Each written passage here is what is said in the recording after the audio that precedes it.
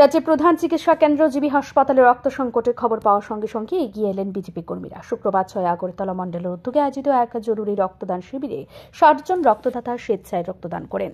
জানা গিয়েছে, জিবি হাসপাতালের ব্লাড ব্যাংকে 1 মে তারিখে 1 ইউনিট রক্ত মজুদ ছিল না।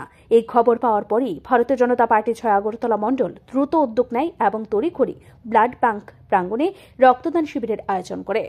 রক্তদান শিবিরে উপস্থিত ছিলেন 6 আগরতলা মণ্ডল সভাপতি তপন ভট্টাচার্য, বিজেপি রাজ্য সম্পাদিকা পাপিয়া দত্ত সহ অন্যান্য নেতৃবৃন্দ। আজকে 6 আগরতলা মণ্ডল থেকে 60 জনের আমরা সিদ্ধান্ত নিয়েছি। কারণ গতকালকে যখন শুনেছি যে জিবি হাসপাতালে 1 ইউনিট রক্ত নেই, 1 বোতল রক্ত নেই, তৎক্ষণাৎ আমরা সিদ্ধান্ত নিয়েছি 6 আগরতলা মণ্ডল যে আমরা আগামীকাল অর্থাৎ আজকে 2 তারিখ আমরা আজকে রক্তদান শিবির করবো এবং আশা করি 60 বোতলের উপরে আমরা আজকে রক্ত দেব। জিবি হাসপাতালে ব্লাড ব্যাংকে 1 ফোঁটাও রক্ত ছিল না। এই খবর পেয়ে আমরা উদ্যোগ নিই। 60 জন কর্মী স্বেচ্ছায় রক্ত দিয়ে মানুষকে বাঁচানোর লড়াইয়ে সামিল হয়েছেন। ভবিষ্যতে এরকম মানবিক উদ্যোগ আমরা গ্রহণ করব।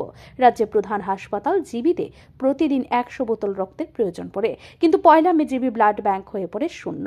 সেই মুহূর্তে বিজেপি কর্মীদের এই মানবিক উদ্যোগ হাসপাতালের রক্ত ভাণ্ডারকে নতুন প্রাণ দিয়েছে। এই উদ্যোগ প্রমাণ করে রাজনৈতিক দলের দায়িত্ব কেবল রাজনীতি নয়, মানব সেবাও হতে পারে। বিজেপি জানিয়েছে, আগামী দিনেও এমন কর্মসূচি নিয়মিত আয়োজন করা হবে। ব্যুরো রিপোর্ট, ঋদ্ধি নেটওয়ার্ক।